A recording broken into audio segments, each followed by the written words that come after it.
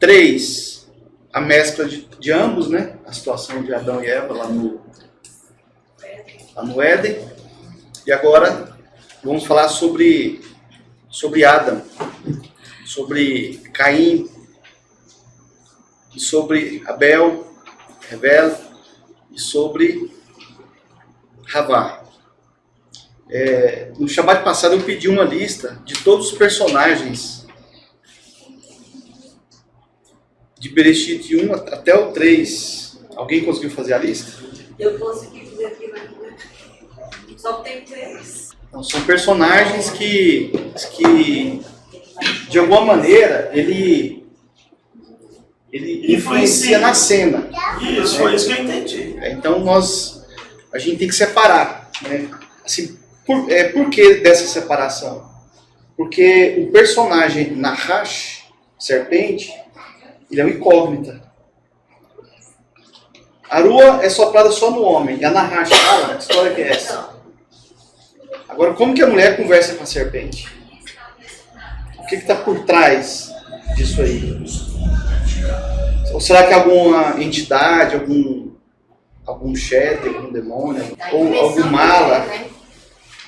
Tá, mas como que esses poderes estavam no Jardim da Será que alguém tinha como influenciar algum animal?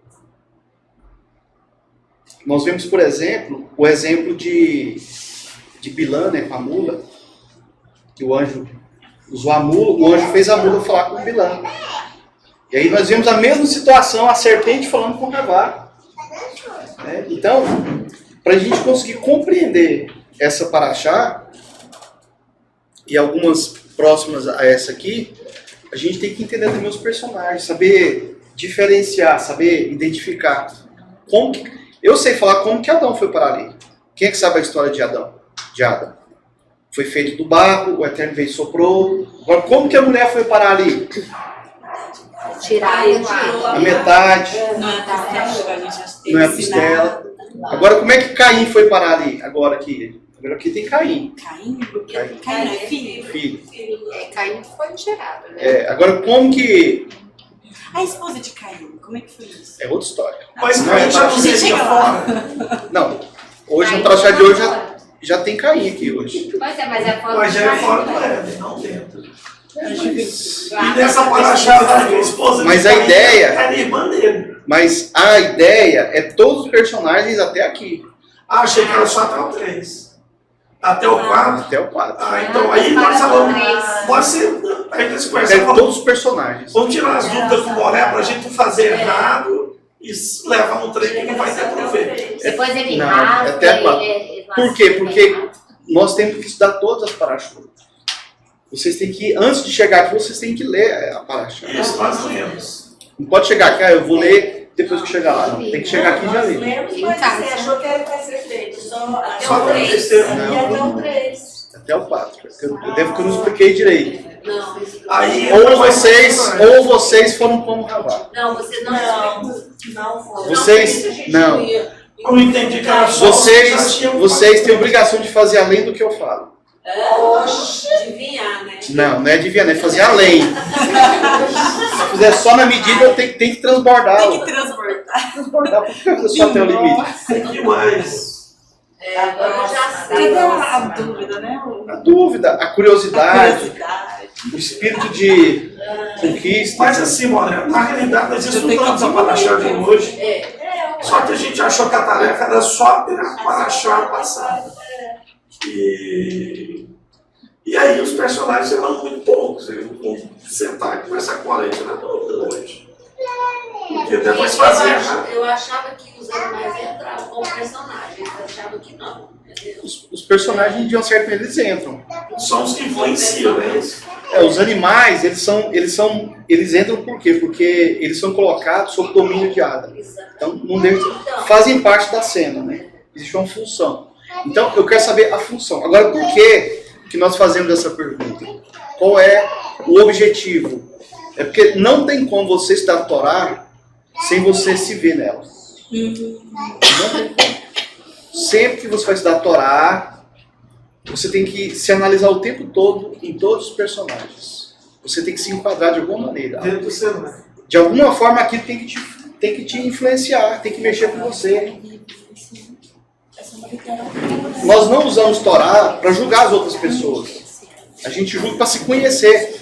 A Torá, ela ajuda você a se conhecer.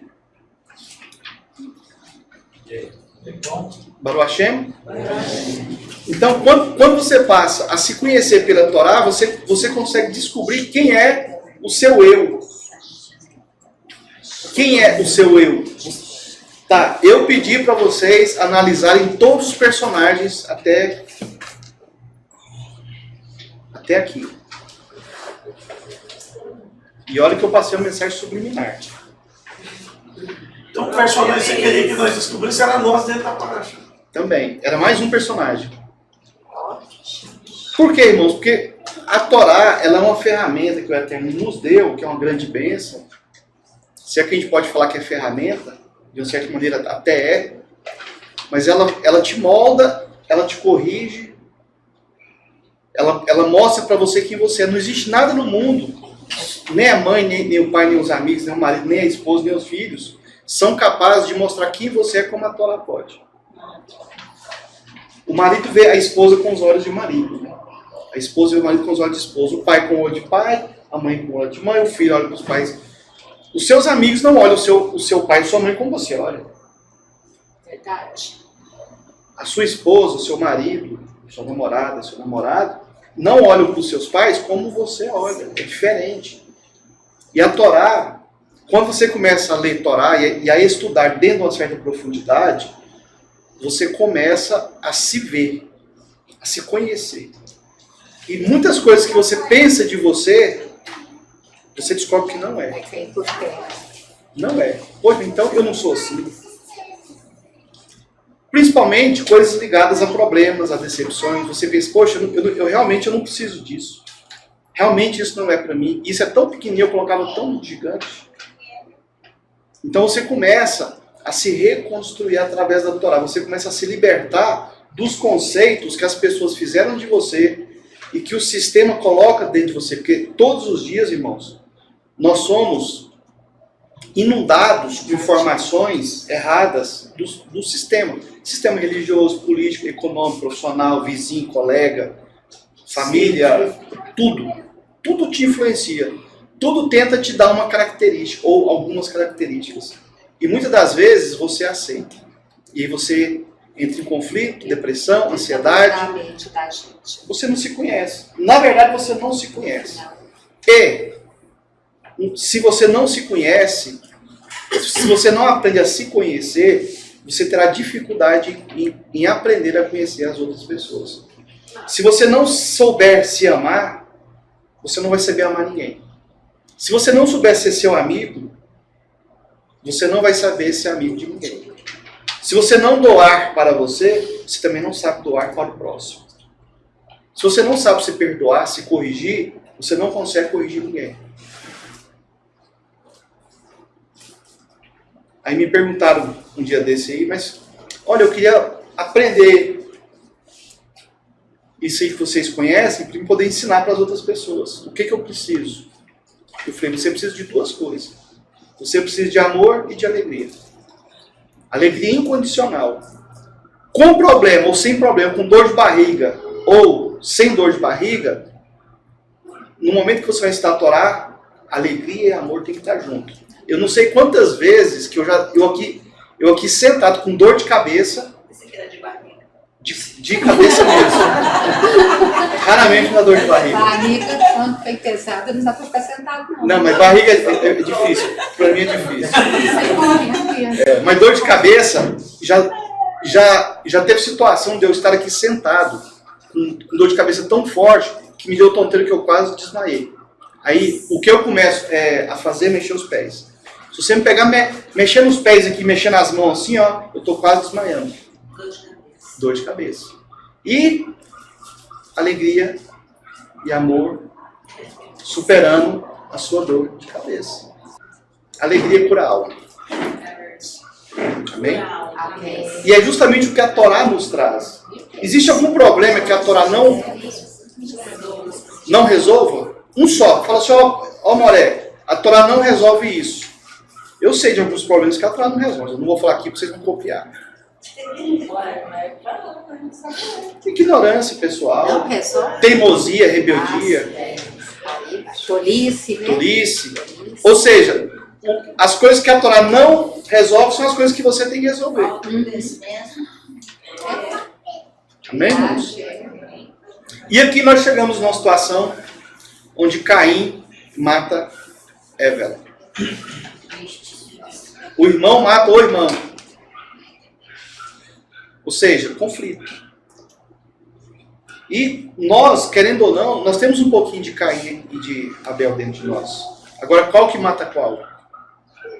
Qual que vocês preferem que seja morto? Quem a gente vai deixar que mate, né? Quem vai deixar que Dentro de nós. Caim ou Abel? Qual vai prevalecer? Qual que vai prevalecer? Caim ou Abel? Aí tem folha, irmão Paulo. Em cima aí tem as folhas. Atrás de você tem as folhas. Pega duas aí para você.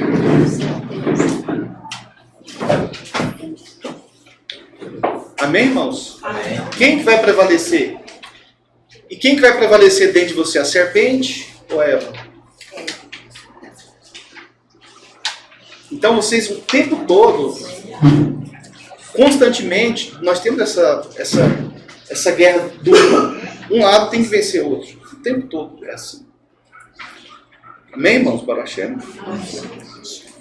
Então vamos conhecer um pouquinho mais sobre Caim. E será que Caim é quem eu leio na Bíblia? Será que Caim é da maneira que as religiões ensinam? Será que Abel é do jeito que ensina? Será que... Vamos aprender então? Bereshit, capítulo 4. Primeiro verso. E Adam conheceu Havá, sua esposa, e ela concebeu, e nasceu Caim. E disse, alcancei de A um Ish, homem. Vamos à primeira coisa que nós temos que saber nessa paraxá. A primeira informação, e não está escrita aqui. Eu vou falar agora. Logo no primeiro pasuk, no primeiro verso, e Adam conheceu Havá. E esse conhecer gerou um filho. O que que significa? Que houve um ato sexual. Então, a Torá, ela considera o ato sexual como um ato de conhecer. Um ato de mistura de almas. Um ato de uma alma conhecer outra através de ambos virarem uma só carne. Então, conhecer de forma íntima e espiritual é o que a Torá tenta ensinar o que Adam e Havá viveram para que seus filhos começassem a nascer. Então, um ato sexual ele não é simplesmente uma conjunção carnal. Na verdade, o ato sexual ele mistura muito mais do que carnes. Ele mistura sangue. E é justamente o sangue onde as alianças são feitas. Sacrifício de sangue onde as alianças são feitas. A circuncisão que é feita no homem. O sangue que é derramado da circuncisão é uma aliança. E é uma forma de conhecer. Quem que eu estou conhecendo? O Eterno. Não é conhecer de saber que é.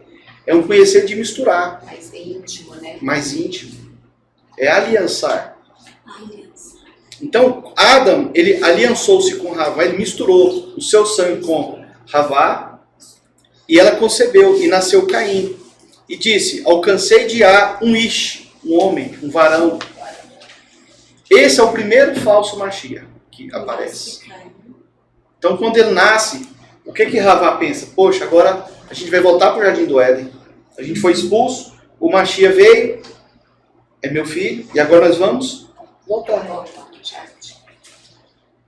Então, esse é o primeiro conceito de falso Mashiach, segundo o pensamento de Havá, de Eva. Depois vocês leiam em Bereshit, capítulo 3, verso 15. O primeiro falso Messias, Havá, acreditava que este seria aquele que pisaria na cabeça da serpente, prometido por Iá, que redimiria e e os levaria de volta ao Gan-Éden. Quando Caim nasceu, ele era tão puro e sem pecado que servia de corbã para esmagar a cabeça da Nahash, da serpente. Mas ele se tornou impuro ao assassinar seu irmão Abel. Então Caim, quando ele nasceu puro. Tão puro que ele poderia ser usado como corbã para poder expiar os pecados de Adão e Eva e ambos voltarem para o paraíso. E essa era a esperança que Ravá tinha. Olha o peso que Ravá introduziu na cabeça de Caim, a importância que ela deu a ele, e ele cresceu com aquele pensamento da importância que ele tinha. E ele não aceitava fazer menos do que ele era, então, porque ele foi condicionado a ser muito importante. Então, quando ele mata Abel, essa importância que ele tinha teve uma certa influência sobre o ato dele. Mas quem colocou essa ideia nele? A própria mãe dele. Ou seja, se Caim se conhecesse, igual eu falei bem no início, que a Torá serve para você se conhecer, será que ele teria feito o que ele fez? Será que a personalidade dele teria sido moldada ao egoísmo, vaidade, etc., que é o que aconteceu com ele? Então a gente vê que Ravá, mais uma vez, ela faz algo que não devia fazer. O que ela fez? Para o Hashem? O nome Caim significa resgatador de homens. Esse significado aqui, e tem outros significados, mas ele é baseado na palavra Caim, nas letras que compõem a palavra Caim. Resgatador de homens. Sabemos disso pela interpretação a nível drash do Pardes, que seu nome representa, nas letras hebraicas, a letra Kof, nuca, Yud, mão, Nun, peixe, e nós temos aqui, ó, todas essas letras com essas representações, elas estão aqui. Então, a letra Kof, ela simboliza nuca, a letra Yud, mão, o Nun, peixe. Uma mão pegando um peixe pela nuca ou cabeça, que de forma simbólica é uma forma de pescar. O peixe você não pega pela cabeça, mas você não pega pela nuca, é pela boca, né? Então nós somos pescadores de homens. E nós pegamos homens pela boca. Mas e cobra? Cobra a gente pega pela boca ou pela nuca? Não é assim que se pega uma cobra? Quem é que vai de frente para poder pegar a cobra? Ninguém. É pela nuca. Hã? Eu sei de frente. Não, mas eu falo assim, a cobra você pega ela pela nuca dela, né? Essa é a técnica de pegar a cobra. Então, a palavra Caim, ela também simboliza pegar a cobra. É mais um significado. E pegar a cobra pela nuca. Além do entendimento anterior, existem outros significados, mas peixe quase sempre significa homem.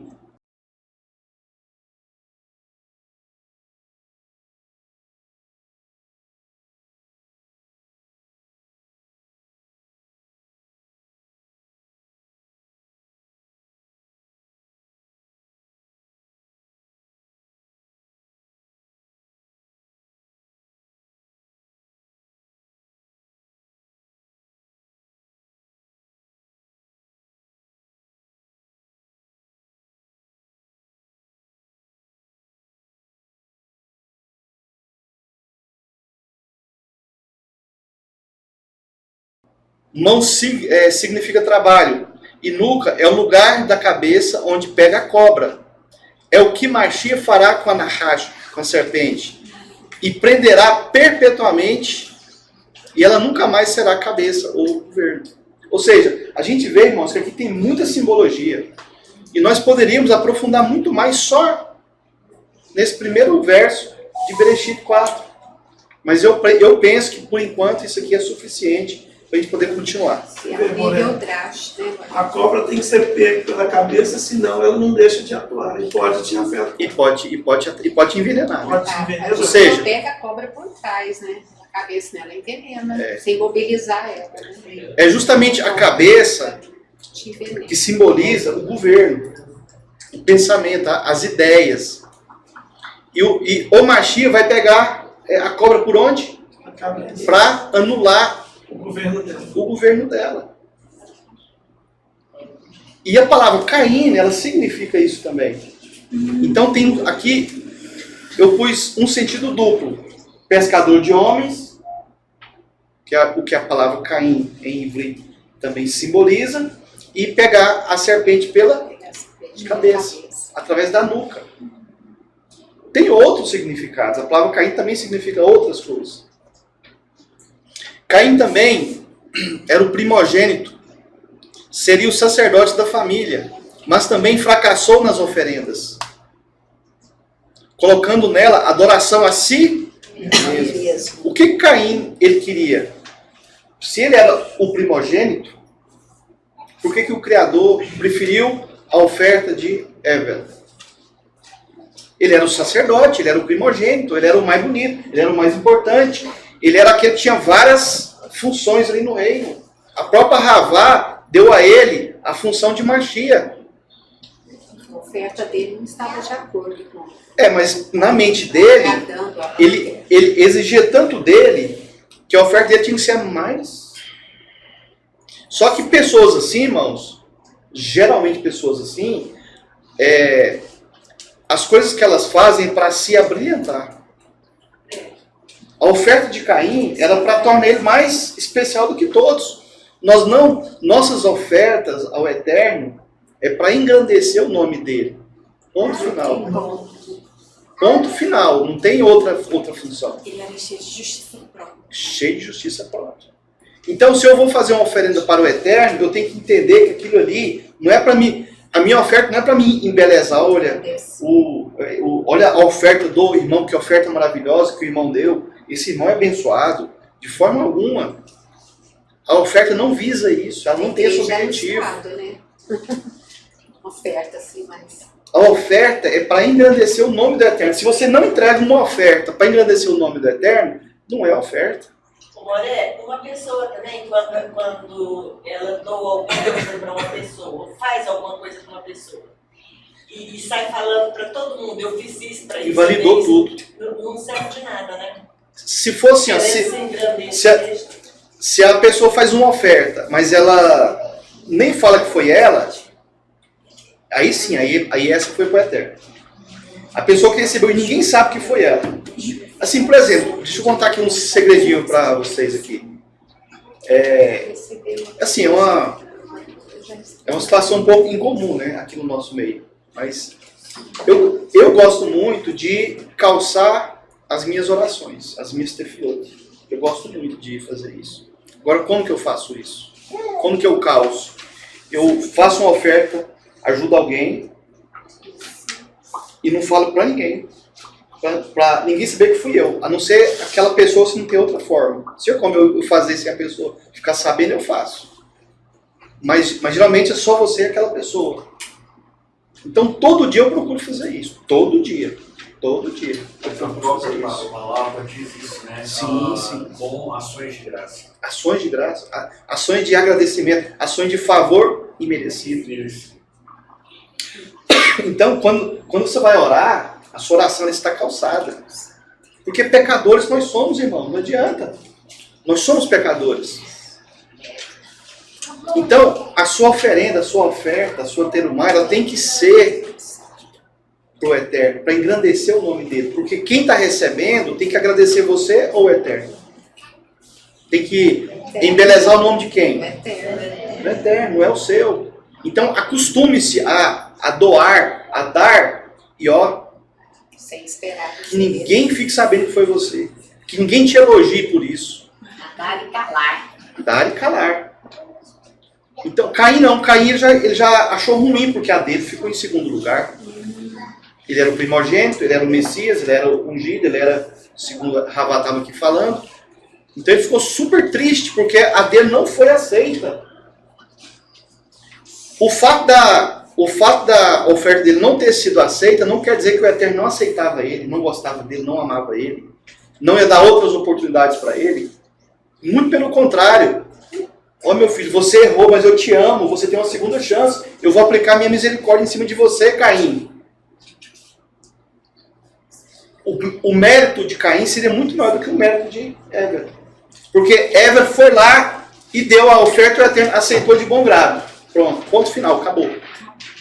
Agora, a de Caim foi rejeitada. Caim ia ter que se esforçar um pouco mais para levar uma outra, uma segunda. O ato dele se corrigir diante do Eterno tornaria muito maior do que Abel. O ato dele se corrigir, dele reconhecer que a dele não estava satisfazendo o Criador, tornaria muito maior a humildade dele. Mas cadê a humildade dele? Aí surge uma questão. A oferta dele não foi aceita porque ele não era humilde, e o Eterno já sabia que ele não seria, ou porque teve algum erro, alguma coisa impura? Eu acho que ele caprichou demais. Só que o coração dele... Eu acho que é mais prestado aí. O coração não estava de acordo. O coração não estava de A acordo. altura da oferta. Foi mais alta. Você sabe. Exato.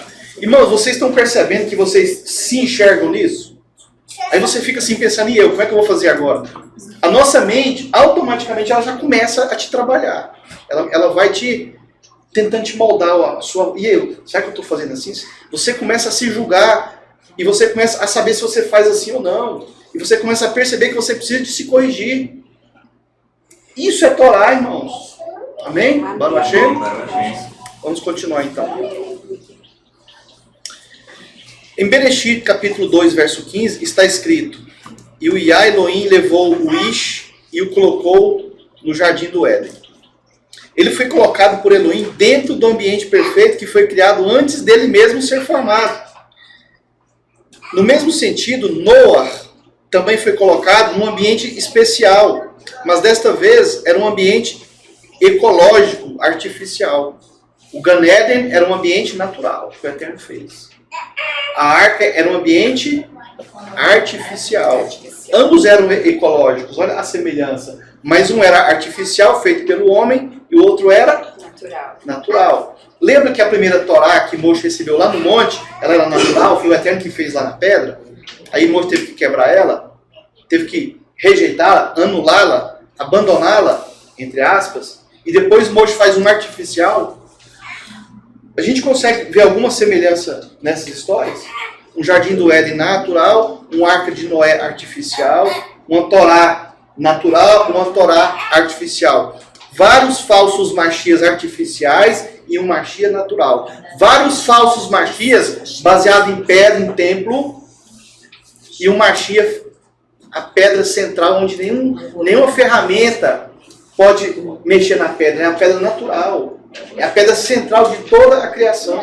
A pedra angular da criação.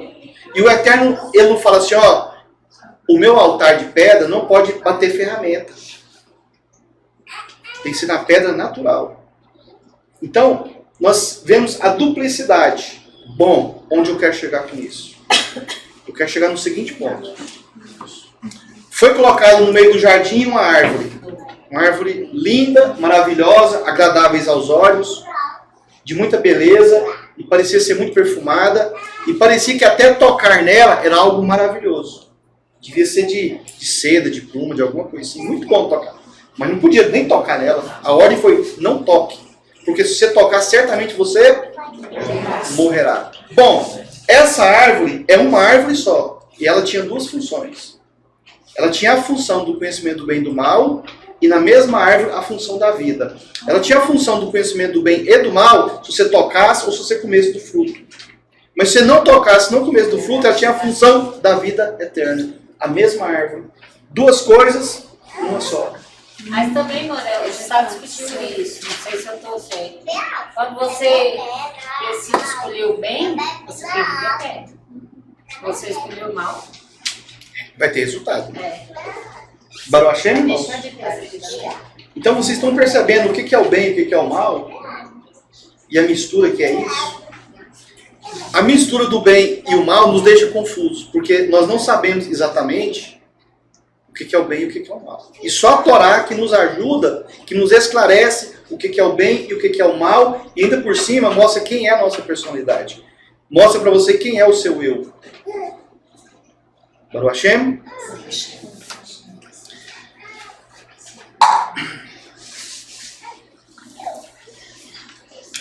Ou seja, ela é uma árvore com dupla funções. Depende, E assim, a gente vai até ir um pouquinho mais longe. Até hoje, a árvore do centro do jardim, ela está à nossa disposição. Até aqui, olha, eu estava lendo mais na frente hoje. Quer ver? Aqui, ó. Então o anjo me mostrou o rio da água viva que translúcido como cristal fluía do trono de Elohim e do Cordeiro, e que passa no meio da rua principal da cidade, né, que é a Shabbat. De uma e de outra margem do rio estava a árvore da vida. Ou seja, ali se tem uma margem de um lado e tem uma margem do outro, duas árvores. Mas todas as duas são árvores do quê? Da vida. E lá, no Éden, não diferente, deveria ser as duas com o mesmo propósito da vida. Só que pelo sentimento, um foi transformado em árvore do bem e do mal. Né? Porque as duas que estão aqui, provavelmente, é as duas que estão lá. Poderia ter a função da vida e a função do conhecimento do bem e do mal. Agora, o que transforma... Só que esse Apocalipse 22, né, versículo 1, 2. Agora, o que transforma a árvore em conhecimento do bem e do mal e na árvore da vida? Qual é, o que... Os nossos atitudes, sentimentos e intenções. Né? E a mesma coisa é falada em Devarim, né, qual é o capítulo, acho que é 22, onde fala assim, ó, e eu coloco diante de vós a bênção e a maldição. A mesma coisa, ó Adão, ó Havá, eu te coloco a bênção e a maldição, está no meio do jardim. Ela será bênção se você não tocar e não comer dela. Mas ela será maldição se você tocar nela e você comer dela. A mesma coisa. Isso até hoje é assim. Então, bênção se você obedece. Escolher obedecer. Maldição se você desobedecer. Até hoje, a árvore está à nossa disposição. Você está falando que ela está à nossa disposição. Até hoje. Está à nossa disposição. Então, quem escolhe o que é o bem e o mal é a gente. Ou o que é a árvore da vida somos nós. Até hoje tem gente escolhendo O conhecimento fruto da árvore errada. da árvore errada. Até hoje. Como tem. Mas o principal problema que a gente então vai falar um pouquinho, só vai falar daqui 3 anos e meio, né? Eu vou falar hoje. É porque é o seguinte, Adão, ele estava cuidando das plantas no jardim e cuidando dos animais. O que isso significa? Porque isso é uma linguagem figurativa. Nós sabemos que a palavra pardes, ou pardes, que é os níveis de estudo de Torá, Peshat, Resh, Drash e Sod, essa palavra pardes, ela significa pomar. O que Adão estava fazendo lá no jardim? Estava estudando a Torá. Estava adquirindo conhecimento. Isso é comer. Ele estava comendo isso. Mas daquela árvore vocês não comem. Qual árvore? A árvore da desobediência. Delas vocês não vão comer. Porque quando delas vocês comerem, certamente vocês morrerão. Porque partes é pomar, né? É pomar. Ó. Agora, Havá, ela tinha pressa. Eu vou ficar estudando Torá o quê? Até hoje, quem mais estuda Torá no mundo? As sinagogas ficam cheias de quê? De homens ou de mulheres? Homens. Igual a Adão. E as mulheres estão aonde? Lá atrás da sinagoga, escondida. Tá fazendo comida. Não, ela fica... Não, elas vão para a sinagoga, mas elas ficam escondidas. Igual o Havá ficou escondidinha lá. Só que isso está mudando. As mulheres, elas estão indo para a sinagoga, elas estão estudando. Está ensinando. Né? Ensinando, sim. A Bíblia. Isso está mudando. Ou seja, a mulher, ela descobriu que ficar lá tentando conhecer do conhecimento do bem e do mal, que é um pouquinho mais rápido que ficar estudando Torá, não é um bom negócio. E o que elas estão fazendo? Saindo fora. Abandonando a árvore do conhecimento do bem e do mal, e indo para o pomar. Indo para o pardes. E nos dias de hoje, quem mais procura isso, esse tipo de conhecimento, são as mulheres.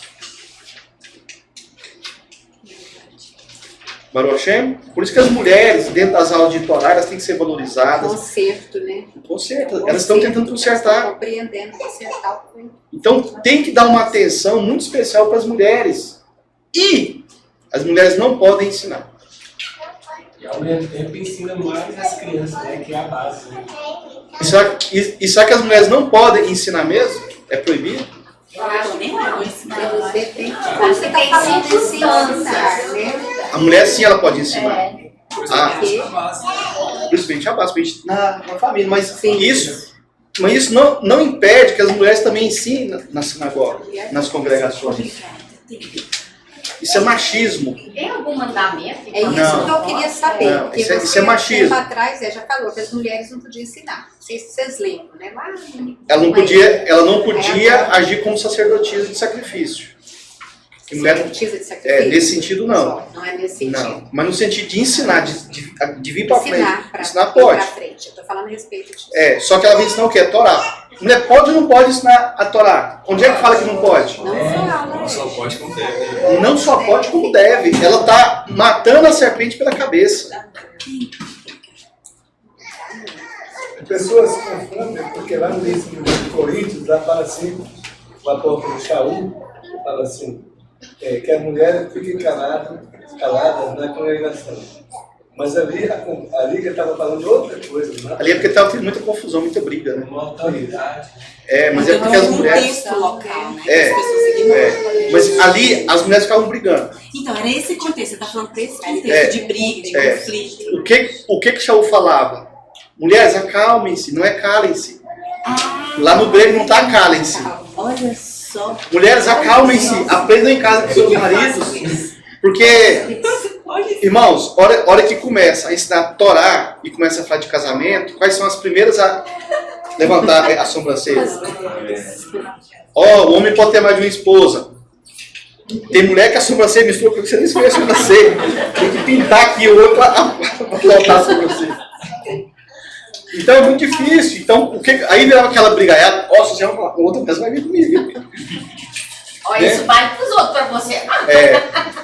Então, quando chegava nesses assuntos, virava aquela falação. O que o senhor fala? Mulheres, acalmem-se. Resolva isso com o seu marido em casa. A palavra lá é acalme-se, não calem-se. Mulheres, falem mais baixo. Viu, Rafael? Fale mais baixo.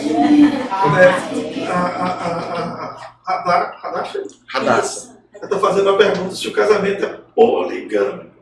Casamento Não existe poligamia e nem monogamia. Existe casamento. Se o casamento pela Torá é com uma esposa, é com esposa. Se é com duas, com 10, é casamento. E qual que é na Torá? Então Não, que varia. Casamento na Torá, que a gente chama de Hatuná, casamento é como se fosse uma instituição. Tá. Se tem uma só esposa e um marido, é casamento. Se tem 2, 3, 4 esposas com marido, é casamento do mesmo jeito. Não tem essa diferenciação de poligamia e monogamia. Isso tem na cultura greco-romana. Que aí vem um apóstolo Paulo falando que tinha só uma esposa. Não. Lá no texto grego, Paulo ele usa a palavra mia, a palavra grega, né? E lá fala assim que o bispo, eu acho que é bispo, está escrito lá, né? Não sei como é que está na Bíblia cristã. É bispo mesmo? Que o bispo seja marido de pelo menos uma mulher. Se você for traduzir do grego, na raiz grega ali, ele fala que de pelo menos um. É tipo, eu te falo assim, Radassa, eu quero que você tenha pelo menos um carro. Isso se tiver 3, 4, 5, 6. Pelo menos um. Você não pode ter nenhum, tem que ter pelo menos um. Então Paulo está falando que o bispo seja marido de pelo menos uma esposa. Não está falando que ele seja marido de uma só mulher. Essa ideia de uma só mulher já vem nas traduções, Roma foi mexendo lá nos textos, né, por situações político-religiosas e econômicas. Aí, no caso aí, a mulher tem que ter só um marido, né? Ela não pode ter mais. A mulher não pode ter mais de um homem. Aí tem que explicar por quê. A mulher não pode. Só o homem pode ter mais de uma mulher. Baruch Hashem? Amém, irmãos? Amém. Se for tipo de rabar, né? Hã? Essa situação ocasionou por causa de rabar. Não. Não. Por causa de Não, porque Adam, é uma explicação um pouco mais complexa. Olha aqui, irmãos, Leila, Vamos focar. Ele perguntou se essa questão do homem poder ter mais de uma mulher é culpa de Ravá. Não é. Pois é. Não é culpa de Ravá. Por quê? Eu vou dar uma explicação científica. O homem, o macho, ele tem cromossomo XY. XY. O X é um cromossomo feminino. O Y é um cromossomo masculino. A mulher tem cromossomo XX. Amém? Se você vai em Adam e tira um X e faz uma mulher, ele perde o X que ele tem? Continua nele. Aí essa mulher não prestou, faz outra. Ah, mas eu quero uma terceira, tira outro X. Então pode ir tirando o X e fazendo mais e mais mulheres. Não tem problema nenhum. A mulher só tem XX. A mulher já não tem essa propensão de ter mais de um parceiro. Inclusive, na ciência, nos dias de hoje, na genética, estão fazendo pesquisa, são coisas muito novas ainda, a Torá já faz isso há muito tempo. Mulheres não virgens, mulher só tem cromossomo XX, estão encontrando em mulheres não virgens cromossomo Y que ela adquiriu de parceiro no ato sexual. O que isso significa? Isso significa que quando a mulher faz sexo com o homem lança dentro dela o cromossomo X. Ela vai carregar aquele homem pro resto da vida. Se ela não gosta mais dele, se ela se separar dele, ela vai carregar ele pro resto da vida, no DNA dela. Agora, por que isso ocorre na mulher? Porque o corpo, quando ele vai receber algo diferente, ele pode rejeitar. Inclusive, tem certas mulheres que elas rejeitam o feto, perde, né? Durante a própria gravidez, ela perde o feto, o corpo rejeita. Existem casos raros de mulher que dá tétano por conta do feto, porque o corpo acha um corpo estranho. O que é o cromossomo Y no corpo da mulher? Primeiro, é o transporte da genética, a preparação do corpo da mulher para ela não rejeitar aquela célula nova, aquele corpo estranho. Então, quando o esperma ele fecunda o óvulo e ele começa a se desenvolver no útero, o corpo da mulher já tem uma informação genética que aquilo também vai fazer parte do corpo dela. Ela não vai estranhar e não vai repelir, não vai lutar contra. Muito pelo contrário, vai construir um ser. Porque o homem dá a semente, a mulher fabrica o ser. Amém? Então, o fato do homem ter XY, o homem sempre vai ter o X. Se Adão quisesse ter 50 esposas, 1000 esposas lá no Jardim do Éden, não era problema. Agora, por que ele não teve mais de uma esposa? Porque, por uma situação até profética. Quando o homem foi feito macho e fêmea, eles eram um só, toda a humanidade que nasceria futuramente, ela foi feita nos testículos de Adão. Todos os seres humanos, raças e povos e tudo mais, que nasceriam, que morreriam até o último dia, foram feitos nos testículos de Adão. Quando separou mulher para um lado e homem para o outro, a humanidade toda ficou nos testículos de Adão. Mas na mulher ficou um sêmen, um zerá errar. E esse sêmen é o Mashiach. Então Mashiach ficou no corpo de Ravá e a humanidade ficou no corpo de Adão. Como que nós sabemos disso? Isso é interpretação, isso é fato escriturístico, está na Torá. Nós sabemos disso quando o Eterno fala assim, e os filhos da serpente serão pisados pelo filho da mulher. Quando você lê isso lá em hebraico, você lê lá a palavra zerá errar. É a semente da mulher. É o sêmen da mulher. Esse sêmen já estava em Ravá, antes mesmo de Caim nascer. Agora, mulher tem sêmen, tem esperma? Não. Por quê? Que tinha um sêmen em Ravá. Porque esse sêmen, ele seria transportado por gerações até um dia nascer. Esse sêmen, ele não necessitaria de ato sexual para o Mashiach nascer. Como foi, né? Como foi. Isso é um pouco mais profundo. Hoje não é dia de falar isso, mas para achar. Como? Nós estávamos lendo hoje também, tem uma parte que fala assim, e Elohim criou os seres humanos. No plural. Mas toda então humanidade. A gente imaginou isso mesmo. Toda humanidade. Eles estavam no testículo De Adão. Toda humanidade foi feita assim. Baruch Hashem? Por isso, Podemos continuar? Alguém tem alguma pergunta? Amém? Radassa, Oi, meu filho. você fazer uma pergunta agora? Ah, só as palavras hebraicas. Ah, tá. Tá bom. Então, achei. Então Noa faz uma oferta de sacrifício, chamada Minhá, ao sair da arca, depois de construir um altar, conforme lemos em Bereshit capítulo 8, verso 20. E Noa construiu um altar para holocausto a Iá, e tomou de todo animal limpo e de todo pássaro limpo, e ofereceu ofertas queimadas sobre o altar. Noa aqui está realizando um Avodá Elohim, como um Kohen, que traz sacrifícios. Esse acontecimento é uma oposição ao ato de Caim, cujo sacrifício não foi aceito. Ó, mais uma vez nós temos uma situação dupla, né? Enquanto Caim fez uma oferta e ela não foi aceita, agora a gente vê Noa fazendo uma oferta e sendo aceita. Enquanto Havá, ela aceitou a serpente lá no Jardim do Éden, Sara, mulher de Abraão, rejeitou a serpente lá no Egito, o faraó. Então, um faz uma coisa de errado e o outro conserta.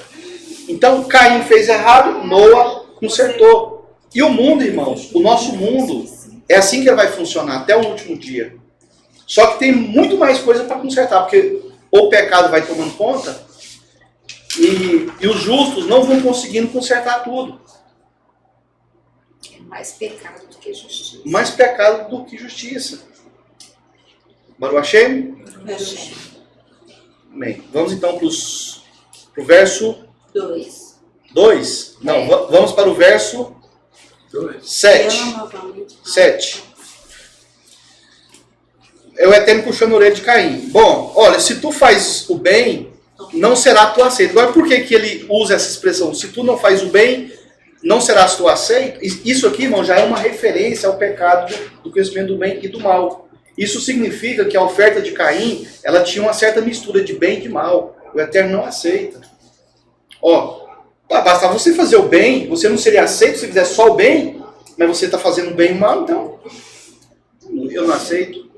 E é onde nós erramos. A maioria dos nossos erros, das nossas decisões, as nossas escolhas, os nossos pensamentos, é porque nós misturamos o bem e o mal. Então a gente opta, a gente decide conhecimento do bem e do mal. Então, ó, se você fizesse o bem, você não seria aceito. Por que ele foi rejeitado então? Porque ele não fez o bem. A oferta dele, de Caim, ela é classificada como não bem. Ela é classificada como mal. E você sabe julgar os seus pensamentos? Você sabe julgar a sua fala? O que você escuta, o que você vê, o que você reage, o que você faz? Você consegue julgar isso? E saber se está fazendo bem ou mal? Se fizer o mal, saber corrigir? É isso que a Torá quer nos ensinar, irmãos. Consertar, fazer aquilo que é correto.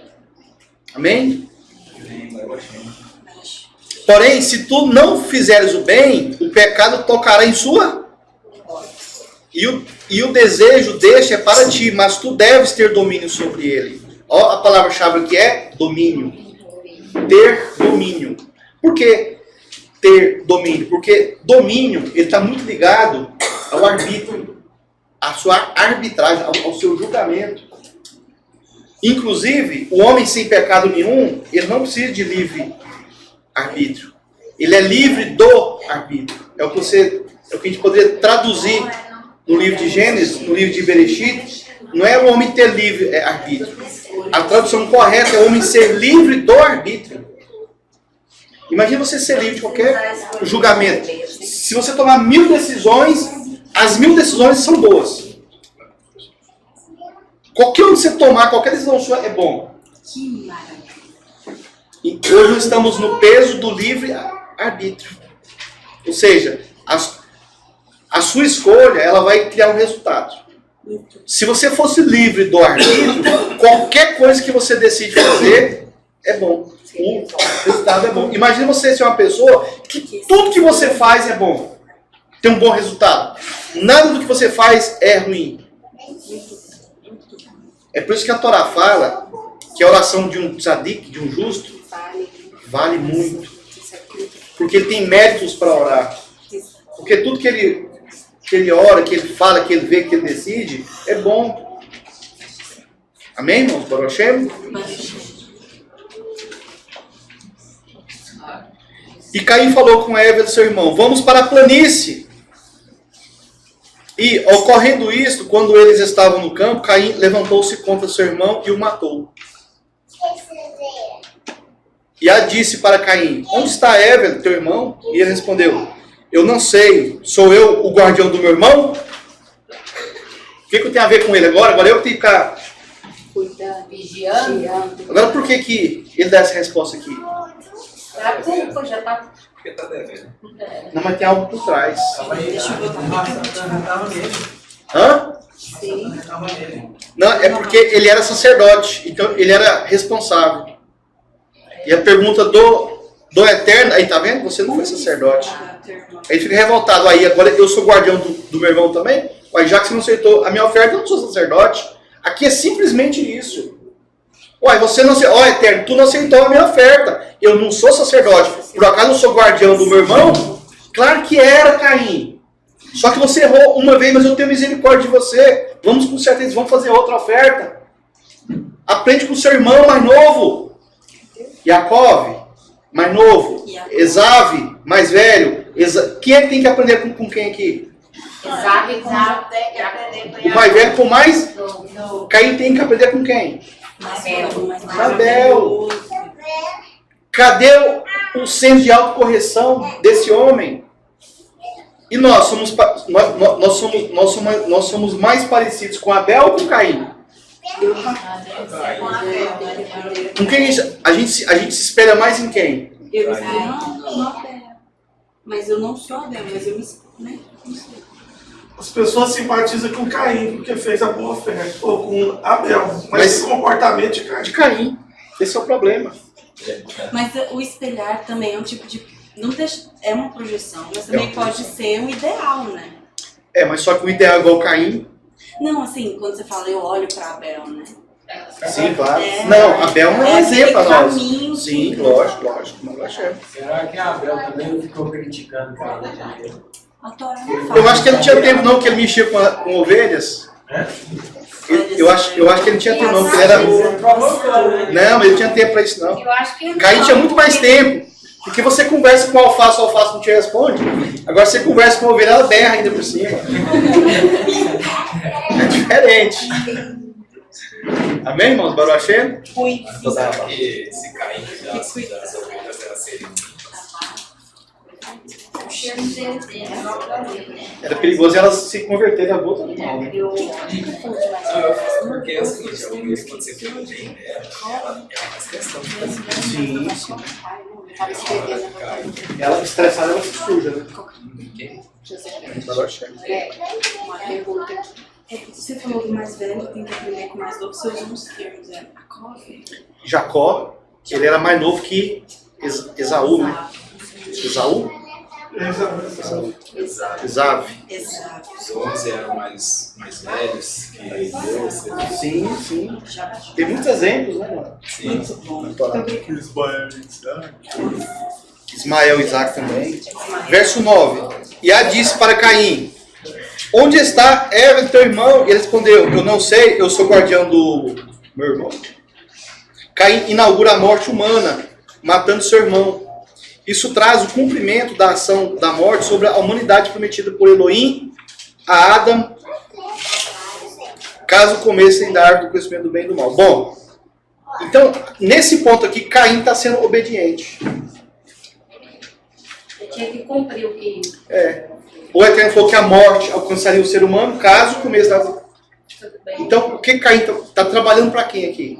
Criador. Pro Aí Criador. ele cumpriu o que deveria. Exatamente, ele está sendo um servo obediente. Ele matou o irmão, uma maldade, uma injustiça, mas ele está fazendo cumprir a palavra do Eterno. Ou seja, o Eterno, quando fala alguma coisa, volta vazio? Não volta vazio. Amém, irmão? Baruch Hashem? Até aqui a morte não tinha nenhum efeito. Bom, vamos aprofundar um pouquinho mais aqui.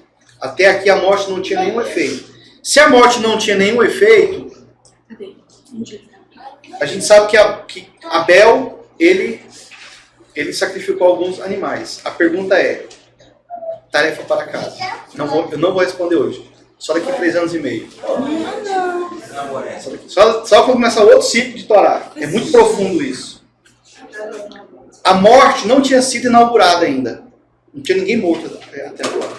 A questão é, a oferta de Abel, que ele teve que sacrificar os animais, ele matou esses animais e eles morreram, porque não tinha morte ainda. Não, mas lá no jardim do Éden ele matou. Quem matou? Não, quando o Eterno mata não morre não. Pra vestir. Não, quando o Eterno mata não morre. E quando é uma oferta também não morre. Hã?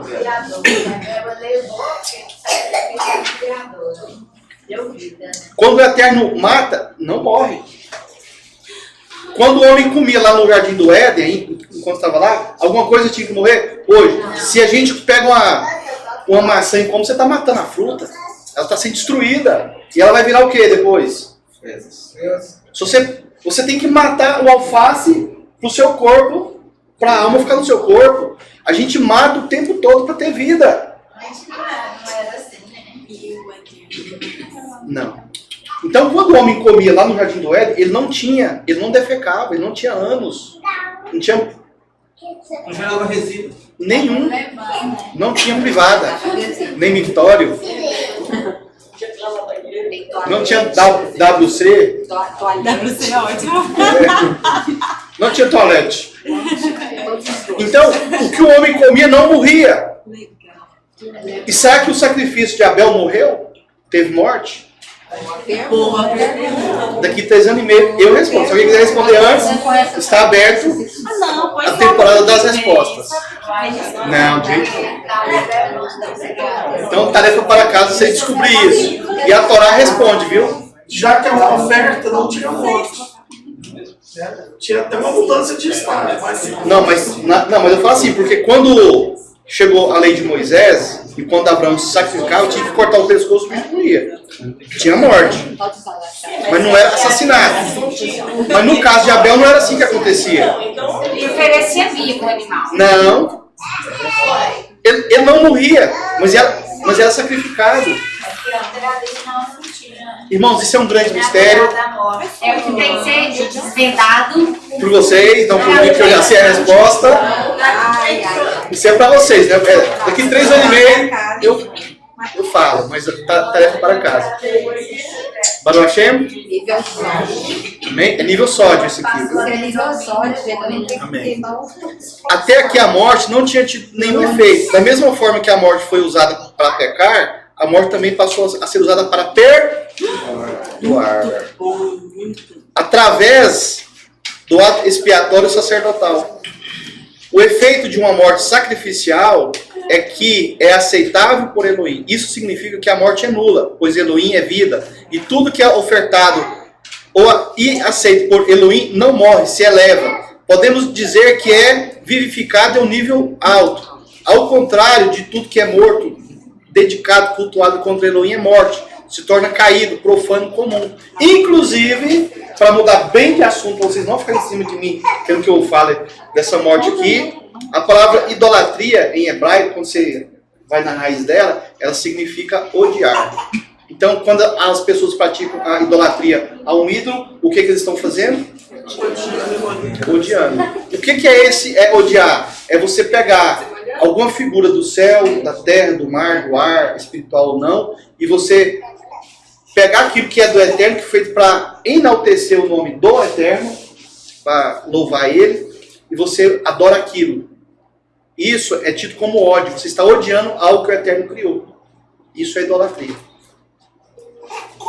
E idolatrar é igual a odiar. Embora as pessoas adorem nada de idolatria, mas na verdade o ato espiritual que gera é ódio. Contra o Criador. Contra o Criador. Baruch Hashem, irmãos. Vamos então aos comentários da Parashat. Esse texto aqui é do meu amigo Itzhak Hayut Men e Philip Hatner. Após os 6 dias de criação, começa a história da humanidade através dos irmãos Caim e Abel. Caim é o ancião e na gematria tem valor numérico 160. o valor que faz referência a Tzelem, imagem humana e a árvore da vida, Eitz Haim. Bom, Tzelem, deixa eu antecipar o que é a palavra Tzelem. Quando fala que Havá, que foi tirada de Adam, lá é usada a palavra Tzelá, em hebraico. Tzelá, em hebraico, quer dizer lado. E vem de uma raiz, como Tzelem, também vem da mesma raiz. A palavra Tzelem quer dizer imagem. Imagem e semelhança. Tzelem. Amém? Baruch Hashem? Então, Caim é o ancião, e na Gematria tem valor numérico 160, um valor que faz referência à palavra Tzelem, imagem humana, e também a árvore da vida, Eitz Haim. O nome do irmão mais novo é Ever, que pode significar vaidade. Agora sim, irmãos, olha só, para complicar ainda mais a vida de vocês. Enquanto Caim, ele significa imagem da árvore da vida, e Caim foi o que matou, né, o mal. Ele é o mal. Mas olha o que o nome dele também significa. E Ever significa vaidade. Pois é. Agora, a oferta de Ever foi aceita. Teve alguma vaidade na oferta dele? Não. Não sei. Eu acho. Esse nome aí. Seria projeção. Eu estaria projetando que o irmão da está no irmão mais velho. Um projetando o outro. Projetando o outro. Acho que foi, não sei se foi o Pedro que falou, o negócio da imagem. De projetar. Projeção. Foi Projeção. muito bom. Baruch Hashem. Alguma pergunta? Depois, anota. O nome do irmão mais novo é Ever, que pode significar vaidade e expiração. Conforme podemos ler no livro de Eclesiastes, capítulo 1, verso 2. Aver Havalim, Hakol Ever. Vaidade de vaidade. Tudo é? Vaidade. Oi. Normalmente uma pessoa que não é mais vinculada ao destino, à vida dela mesmo. O nome? Aqui tem outra coisa para vocês aprenderem. Só que eu não vou falar hoje também não. Porque não é essa paraxá. Vai ter a paraxá daqui a um dia que eu vou falar dessa questão do nome. Da pessoa ter um nome, ela faz outra coisa. Isso também acontece. Deixa eu falar hoje, chegar no dia, vai ficar mais preparado. Não. Vocês vão ficar mais... Vocês vão ler mais, vão estudar mais. Aí sim vocês vão ficar mais preparados. Por exemplo, Lechaim. O que é Lechaim? Havá. Havá não é Eva? Não é mãe? Não é vida? De todos os seres. Mas ela foi mãe de todos os seres mesmo ou ela acabou com todos os seres, na verdade? O que foi que ela fez? Vamos seguir em frente. Amém. Vamos seguir em frente. Irmãos, alguém quer fazer alguma pergunta? Pode continuar? Tem algo que não ficou claro ainda até aqui? É muito confuso?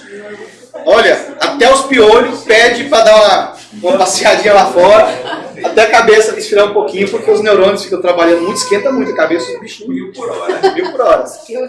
É o único momento que os piolhos saem, é esse momento, viu? O nome do irmão mais novo é Ever, que pode significar vaidade e expiração, conforme podemos ler em Eclesiastes. De vaidade, tudo é vaidade. Talvez Ever representasse ou revelasse a imagem de seu irmão Caim, como alguém vaidoso. Afinal, é natural o irmão mais novo tentar observar a imagem do irmão mais velho e imitá-lo. Outra comparação é que a palavra tzelá, lado, tem a mesma raiz de tzelem, imagem. Havá era imagem e semelhança de... Opa! Será que o que Havá fez lá na área do conhecimento do bem e do mal, ele espelhou em Adam? Pode ser, ué. Pode ser nesse caso. Pode ser que Adam deu umas empurradinhas. Você, será que essa fruta aí, será que nós vamos? Porque mulher eu posso fazer mais, eu posso ter mais, né? Se essa aqui se ferrar, eu arrumo outra. Ele podia fazer mais. Ele pegou e deu uma empurradinha nela lá e... Depois sim foi bem certo. Só que depois ele pensou, bem, essa mulher aqui é a mulher da minha vida. Se ela for expulsa do paraíso, eu vou junto. Aí foi. Ele podia ficar no paraíso. Se ele não quisesse, ele podia ficar e fazer outra mulher dele. Mas a semente do Machia estava nela, então. Sim. Irmãos, é impossível. É impossível. Adam já sabia tudo do Machia. Havá era meio confusa. Mas Adam já conhecia. Então, quando Havá desceu com o Marchi, ó, ela pecou, vai ser expulsa. Eu também, a fruta eu vou comer também. Mas eu vou junto. Na realidade, você nota que os dois foram juntos. Sim, mas o ato foi feito em momentos diferentes. Só que. Não, mas ela parece que não. Parece que foi feito. Não, Ela pega, pode dar pra ele. ela comeu, se lascou, aí depois ela foi atrás dele. Como? Por Ela quê? convenceu ele depois. Ah, é? São momentos diferentes. Ah, é? Ele estava dando Torá e ela estava dando Não, arco ele no mesmo. poderia ter ficado lá e escolheu ir junto, né, com ela. Baruch Hashem? Amém? Ele te amava até. Porém, o fato de Elohim ter aceito a oferenda de Ever, a imagem que o Criador tinha dele era de expiração, Ruach, Ever, Rapé. Essa informação é baseada no discurso do texto. Ever tem valor gemátrico 37, o mesmo de Eidá. Singularidade, o nível mais alto da alma e da kavod, o meio em que há, através de seu nome, se torna visível. E de Degel, bandeira, o sinal visual que identifica uma nação ou grupo. 37 é o valor de Chokhmah, sabedoria. Agora vamos a um aprendizado muito importante. A palavra Evel, que é o nome de Abel, tem valor gemátrico nas letras hebraicas, valor 37. O mesmo da palavra Eidá, que significa singularidade. E a singularidade é o nível mais alto da alma. Agora foquem e prestem muita atenção nisso. O nível mais alto da alma humana é a singularidade. É quando você se torna você 100% sem mistura nenhuma. Na nossa sociedade, no nosso mundo, tanto o sistema religioso, político, financeiro, a moda e tudo mais, ele faz com que você tente imitar o comportamento de outras pessoas. Você entra na moda. Hassatan, ele usa muito dessa ferramenta para destruir a singularidade da pessoa, para que a individualidade ela seja contaminada, ela seja pervertida. Para que você não seja você 100% de acordo com aquilo que o Eterno te criou. Então, o que as pessoas estão habituadas a fazer nos dias de hoje? Seguir moda, seguir tendência, imitar, copiar, querer parecer. Quando você está fazendo isso, você está pecando, porque você está se anulando. O nível mais alto de alma, de elevação, de santidade, é quando você se torna realmente você do jeitinho que o Eterno te imaginou, que ele sonhou, que ele te fez. Livre disso tudo. Livre de todas as misturas. Inclusive de Eva querer imitar Caim, e Caim querer imitar a serpente, e a serpente imitou Havá, e Havá imitou quem? Adão.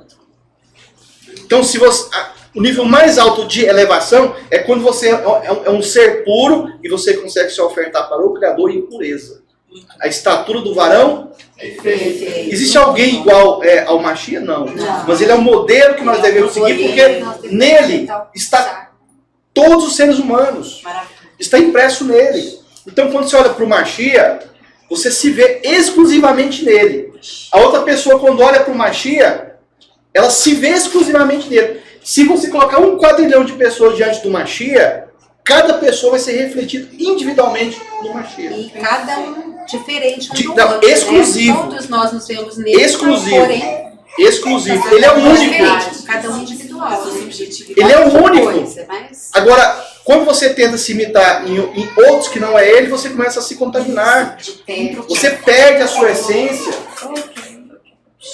Amém, irmãos? Baruch Hashem? Podemos continuar? Quando Elohim cria a luz, as trevas... Quando Elohim cria a luz, as trevas estão ao lado. Quando cria o sólido, o líquido está ao lado. Quando cria a matéria, o espiritual está ao lado.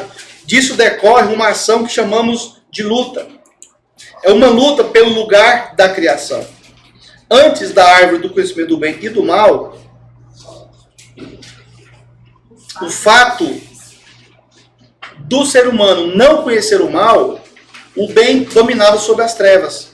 O líquido e o sólido guardava os seus lugares. E o Sol e a Lua tinham seus objetivos severamente cumpridos.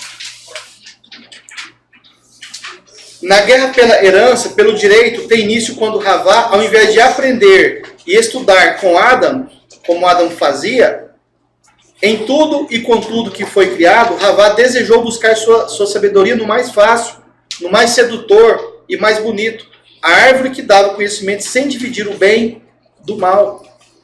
Ali tudo era mais rápido, para que a eternidade, se de uma vez poderia ter tudo, assim a árvore da vida não era tão interessante para ela. Veja, Havá ela tinha muita pressa de aprender. Irmão, se você tem uma eternidade à sua frente, você tem pressa de aprender? Precisa ter. Agora Havá teve pressa.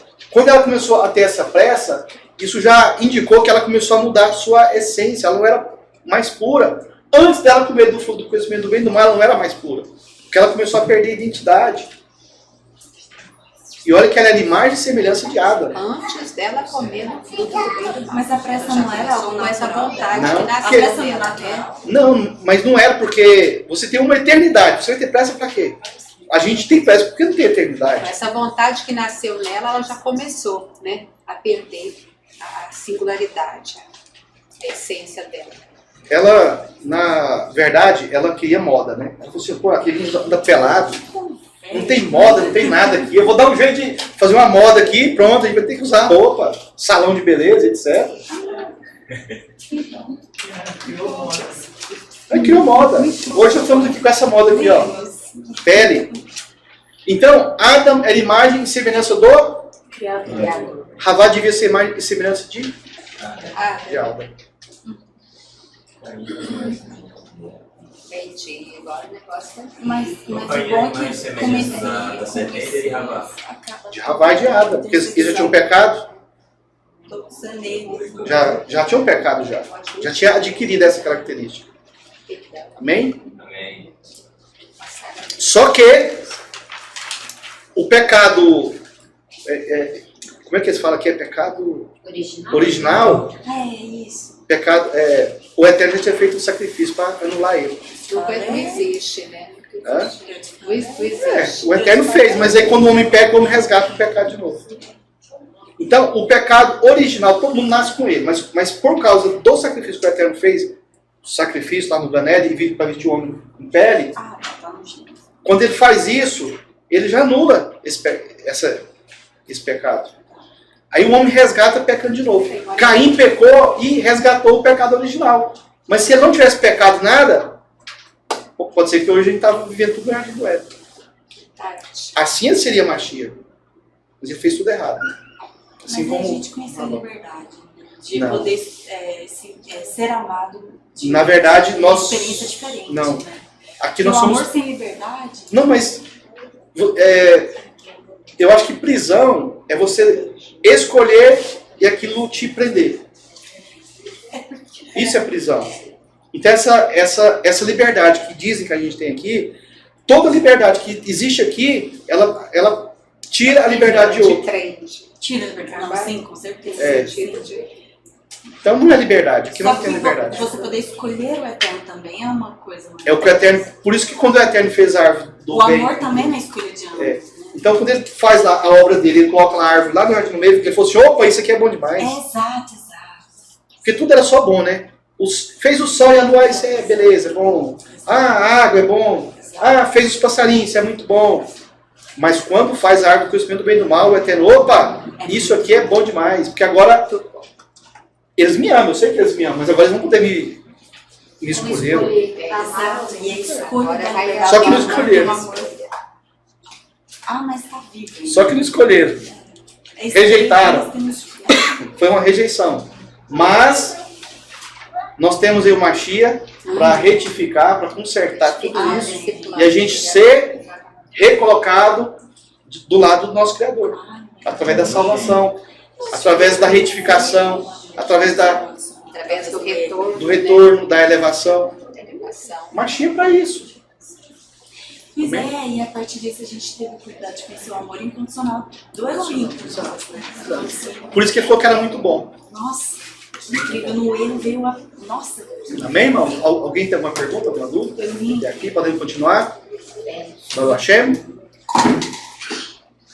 Pois é, porque no final torna-se aquilo que você falou, né? Um erro, não, a humanidade não aceitou, né? Mas ela agora se recupera, ela tem um arrependimento, né? Então, e tem uma informação muito boa. Quando o Eterno nos fez em Adão, alguém tinha algum pecado? Não. Então, quando o Eterno viu cada ser humano ali, ele amou, ele apaixonou. Você acha que o Eterno vai deixar alguém se perder? Maravilhoso. Não vai deixar ninguém se perder. Ele amou todos, ele amou toda a humanidade. As religiões é que separam. São as religiões que separam as pessoas. É a política, é o futebol, é um ser mais rico, é outro ser mais pobre. O homem cria várias separações entre o próprio homem. E eu pergunto, a Torá separa alguém ou ela une?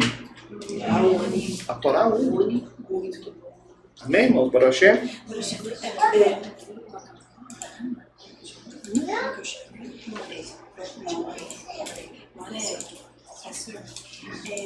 Na comentários do Parashat, essa expiração, Expiração?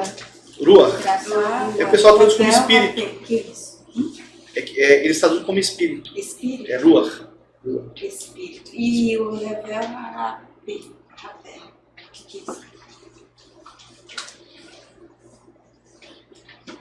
Revel, rapé. O que é, Maura? É expiração lua, aí tá entre aspas aqui. Revel Rapé. Revel, rapé. O que é isso? E essa informação da Isso é uma palavra hebraica. Evel Apé. Que significa? Expiração Ruach. é o significado de expiração da expressão. Então, Na história da criação, encontramos escritos a frase, e viu que era bom. Ou seja, sempre que o Eterno fala, que ele cria algo, ele fala assim, e viu que era bom. Isso em Bereshit, capítulo 1, verso 19. Gênesis 1, capítulo 19. Mesmo com a desobediência de Havá e Adam, não encontramos escrito a palavra pecado. Ou seja, até Caim matar Abel, não é empregado, não é usado a palavra pecado. Não que pecado não tinha acontecido, mas que o Eterno até ali tinha uma esperança do homem, esperança entre aspas, do homem consertar, do homem modificar aquela situação. Mesmo com a desobediência de Havá e Adam, não encontramos escrito a palavra pecado, que não é mencionada no caso de comer da árvore do conhecimento do bem e do mal. Mas essa palavra está escrita explicitamente na história de Caim e Eva. O pecado tocará em sua porta, e a ti será o seu desejo. O que a palavra pecado, ratá, ela significa dentro do hebraico? A palavra ratá, ela significa errar o alvo. E a palavra torá, ela significa acertar o alvo. Então, o que é pecado? Errar o alvo. Errar o alvo. E detalhe, cada vez que você erra o alvo, você está assassinando o Mashiach. Pecado. Você está colocando o Mashiach para morrer de novo. Isso é muito grave. Hoje eu olhei esse Google sobre isso e ele fala isso. Transgressão que eles falam nele, hein? Que é a transgressão da lei. A Torá é toda transgressão da lei, né? O pecado é toda transgressão. Errar o alvo, né? Errar o alvo. O pecado é o filho do desejo e da inclinação. Ou seja, o pecado é o resultado do desejo e da inclinação. O pecado original não está na árvore do conhecimento do bem e do mal, mas no desejo e atitude do ser humano. A árvore do conhecimento do bem e do mal, quando não tocada e não tendo nenhum fruto comido, é a árvore da vida. Na Torá, encontramos a seguinte orientação de Elohim: coloco diante de ti a bênção e a maldição. A bênção se obedecer, a maldição se desobedecer. Sugiro que escolha a bênção para que vivas. Devarim 22, não é isso? Se eu não me engano. O que dividiu Caim e Eva? Não havia uma competição entre os dois irmãos, mas haviam em cada um o desejo de ser escolhido pelo Criador. Até hoje, as religiões praticam essa guerra, uma disputa onde cada uma quer ser portadora da preferência. Infelizmente, para religiosos de qualquer religião, já estão derrotados assim como Caim. Elohim poderia ter aceito tanto a oferta de Caim como a de Eva. Poderia aceitar todas as religiões, mas só aceitou perpetuamente Israel. Pois não se trata de uma religião. Israel não se trata de uma religião, mas de um autoposicionamento que cada ser humano escolhe diante de Yah. Elohim poderia ter aceitado as duas ofertas, mas novamente o fator obediência influencia a escolha do Criador. Em termos práticos, as ofertas do reino vegetal, nós temos reino mineral, vegetal, animal e humano. Em termos práticos, as ofertas do reino vegetal devem seguir um apontamento entre o Sol e a Lua. Vou explicar isso aqui. Todas as ofertas que são feitas para o Eterno, do reino vegetal, ou todas ou quase todas, elas são feitas em uma determinada época. Então, por exemplo, nós temos Pêssar, nós temos uma colheita. E nessa Pêssar, com essa colheita, tinha que levar lá um pouquinho da colheita, você pegava uma porçãozinha lá na plantação e levava para o templo para poder fazer as oferendas. Então, existe uma regra na Torá que os vegetais, os cereais, etc., eles tinham a época de serem ofertados. Já sacrifício de animal não é assim. É mesmo pela época da produção, né? Pela época da produção. Pêssar, Shavuot, Sukkot, as festas, né? Então isso é apontado pelo Sol e pela Lua na época que cada uma das coisas iriam acontecer. Vocês entenderam essa parte? Entendemos. Amém? Amém. Ou seja, as ofertas de cereais, de vegetais, elas tinham um tempo determinado para serem ofertadas. E era o Sol e a Lua, na devida estação da plantação e da colheita, é que determinava quando que as oferendas de vegetais eram colocadas no templo, eram oferecidas no templo. Mas a dos animais não. Então, se uma pessoa pecar em qualquer época, sacrifício de animal. Se eu estou muito feliz, ação de agradecimento, agradecimento do favor imerecido, eu levo na época que eu quiser, animal. Tirando Yom Kippur, que tinha que ter a oferta lá dos 2 bodes, mas as ofertas de animais podiam ser feitas em qualquer época. Mas as de vegetais tinha a época certa. Isso é o que a Torá determina. A questão é, será que o Eterno rejeitou a oferta de Caim, que é de vegetal, porque ele fez uma oferta no tempo errado? Enquanto a de Caim, enquanto a de Abel, que é de animal, ele fez... Bom, se você fizer o bem, você não vai ser aceito? Se você não fizer o bem, você não vai ser aceito? E o Eterno colocou o Sol e a Lua e viu que isso era bom. Então, o que é bem nesse sentido? Que as ofertas de cereais, de vegetais, sejam colocadas no tempo certo. Isso é bom. O que Caim fez foi bom ou foi ruim? Ruim, porque pode ser que a oferta que ele fez ali não foi aceitada porque não foi na época certa. Não foi num tempo determinado.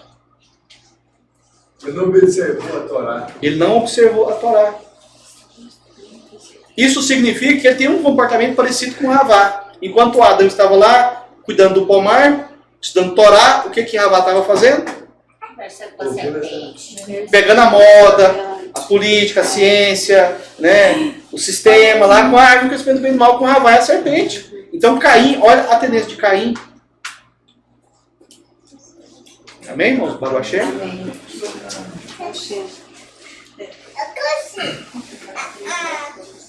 Outro ponto de vista que podemos extrair é que Caim teve suas ofertas rejeitadas, pois esses eram frutos primogênitos da terra. Aqui há um problema ritualmente complexo. essa ainda era a mesma terra sobre a qual seu pai Adão recebeu a maldição do solo, onde comerás dos espinhos e cardos. Bom, será que podia tirar oferenda da terra, de uma terra amaldiçoada, e levar para o eterno? E Caim fez isso? Sim. Fez, porque aquela terra ainda era aquela terra. Então, mais um problema para Caim. E também a Torá ordena que os primeiros frutos não podem ser colhidos. Ou seja, no primeiro ano você não pode colher os frutos da terra. E provavelmente Caim pegou lá, nasceu, correu e já foi levado. Enquanto o solo ainda precisava aguardar ser cultivado e colhido. Os espinhos e cardos são os primogênitos do solo. As ovelhas eram kasher, os vegetais não eram kasher, não eram apropriados, não eram puros. Ou seja, olha a quantidade de erros que Caim foi praticando, simplesmente por não observar a Torá. O erro de Caim foi o quê? Não observou a Torá. E o que é a Torá? É a voz do Eterno, é a palavra do Eterno. Caim não observou a palavra do Eterno. Ele não acertou o alvo, ele errou o alvo, pecou. Em Bereshit capítulo 4, verso 14, encontramos uma frase muito importante. E do teu rosto estarei escondido. Isso pode ser interpretado que do teu rosto significa do lugar da tua morada, a Shekhinah. O local onde a face de Elohim pode ser vista é em Jerusalém. Figurativamente, e existe possibilidade que os sacrifícios de Hevel eram realizados no monte do templo. Caim, antes de matar Abel, pode ter desejado tomar posse desse lugar exclusivamente para ele, já que, sendo primogênito, teria uma porção dobrada de herança. Em nossos dias, ainda vemos essa mesma disputa. Muitas nações desejam tomar posse de Jerusalém. Não sabem que todos os filhos de Adão, herdeiros,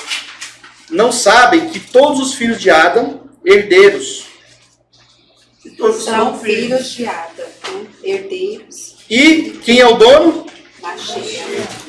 Bom, irmãos, o que adianta as nações e as religiões ficarem brigando por Jerusalém? Se todos os seres humanos são filhos de Adão, são herdeiros. Não faz sentido você brigar por uma coisa que você é herdeiro, já é sua. Então fica cristão, judeu, muçulmano, espírita, ateu, dinheiro, política, poder, brigando por Jerusalém. Irmão, todos nós somos donos. Caim, ele quis só para ele. Começou o problema. Então não adianta eu, israelita, Jerusalém não é dos muçulmanos, não é do judeu, não é do cristão, não é do espírita, não é do ateu. Isso é ignorância. Primeiro que herança, ela não é sua, propriamente dita. Ela tem um dono. E o dono dessa herança, ele morre para deixar a herança igual a gente morre aqui para deixar a herança? Bom, se o dono da herança nunca morre, eu posso tomar posse, fazer o que eu quiser dela e tirar de todo mundo? É uma herança onde não tem como tirar posse de ninguém. Não tem como eu tomar a herança das outras pessoas. Porque o dono dela não morre. É ignorância, é estupidez, é maldade. É por isso que tem essa briga. Judeu, muçulmano, cristão, é egoísmo. Ou seja, todas as religiões estão erradas. Todas. Judaísmo, cristianismo. Mashiach vai acabar com todas elas. Uma das coisas que o Mashiach vai fazer quando ele retornar é acabar com as religiões. Cristianismo, judaísmo, tudo. Vai acabar com tudo. Não tem nenhuma religião. Só a Torá. Amém, irmãos? Isso, esse pensamento, esse entendimento é quando você entende que você é um israelita. O que é israelita? Daqui 3 anos e meio eu falo pra você. Você faz isso comigo, não. Você vai ter que estar aqui daqui 3 anos e meio. Se for antes, o anjo te fala lá no céu. Você gosta de asa branca, rosinha, azul? Qual é a asinha que você gosta? Tem toda cor. Tem lilás, roxo. Faz isso não. Sem contar que nós temos a eternidade para ter. Para trabalhar a paciência. Questão da eternidade. Nós não temos nós temos a pressa porque somos mortal, toda hora pode morrer. Não, mas lá no céu vocês vão aprender, ué. Lá no céu, tudo aqui lá vai ser. Então deixa eu explicar o que é israelita, pra vocês entenderem que não é religião. Israelita não é religião. Você é o quê? Eu sou israelita. Ah, é uma religião? Não. Não é religião. Não é judaísmo, não é nada. Não é religião. O que é ser israelita? É uma condição? Também. Também. Israel não é apenas um povo separado. É um estado onde todos os seres humanos serão retificados e redimidos. Todos os seres humanos, no mundo vindouro, na ressurreição, todos, desde os mais ruins, Hitler, Bolsonaro, Lula, Silvio Santos, Pelé, Stalin, Xuxa, Charlie Chaplin, o Chaves, Fred Mercury. Todos vão se chamar de israelitas, todos, sem exceção. Só que vai ter aqueles israelitas grandes e os pequenos. É assim que é o reino dos céus, que vai ser aqui. Vamos lá. Israel não é apenas um povo separado, é um estado onde todos os seres humanos serão retificados e redimidos. Isso ocorrerá quando acabar as divisões e reconhecer que todos os humanos são irmãos. O que é um israelita? Eu reconheço que eu sou irmão de todos os seres humanos. Não interessa classe social, política, time de futebol, religião. Não interessa nada disso. Isso é tudo bobagem. Coisa que o ser humano inventou. E o Nimrod é o pai disso aí tudo. Isso ocorrerá quando acabar as divisões e reconhecermos que todos os seres humanos somos irmãos. São Binei Adam, filhos de Adam. Ou seja, filhos do homem. Seremos uma classe de anjos. Malach. Assim como existe o reino de Gabriel, de Rafael, de Uriel, Miguel, seremos Israel. Essa palavra Gabriel, depois tem Rafael, Uriel, Miguel, são os tipos de anjos que o Eterno criou. Existe um tipo de anjo que foi criado aqui na terra, chamado Israel. Jacob virou Israel. Então é uma nova classe. Assim, para a gente ver que o Jardim do Éden, que a criação do mundo ela não para. O mundo continua sendo criado. Até Jacob sonhar com aquela escada dos anjos subindo e descendo, não tinha essa classificação de anjos. Agora tem. Existe uma classe de anjos chamada Israel. E somos nós. Ah, foi dali, né? E somos nós, a humanidade toda. E o que significa Israel? Israel é uma sigla. Yasar-El. Yah, príncipe poderoso. Então nós somos o quê? Nós somos Yah, príncipe poderoso. Inclusive o tetragrama e o de Vavier, ele representa um homem. Homem, macho e fêmea, viu? O homem é completo. Completo. Macho e fêmea. É verdade. Inclusive o homem macho tem cromossomo X e Y. E a mulher precisa do homem para ganhar o Y. O homem não precisa da mulher para ganhar o Y. Precisa para amar, para ser feliz. Amém, irmão? Baruch Hashem? Israel, nas pessoas de Moshe e Arão, retifica as pessoas de Caim e Abel. Caim e Abel deveriam agir e ser como foi Moshe e Arão, dois sacerdotes. Fizeram a vontade do pai, né? Quem era maior lá no tabernáculo? Era Arão ou era Moshe? Tabernáculo hoje. Nenhum dos dois. Era Arão que entrava. Eles retificaram essa situação aqui, né? De Caim e Abel. Arão e Moshe retifica a situação de Caim e de Abel. Amém, irmãos?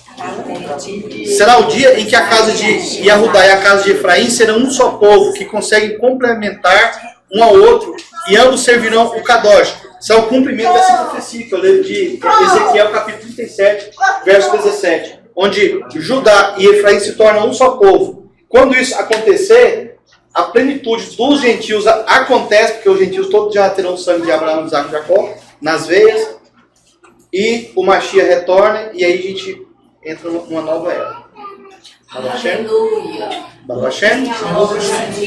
Então, irmãos, a paraxá de hoje era só isso.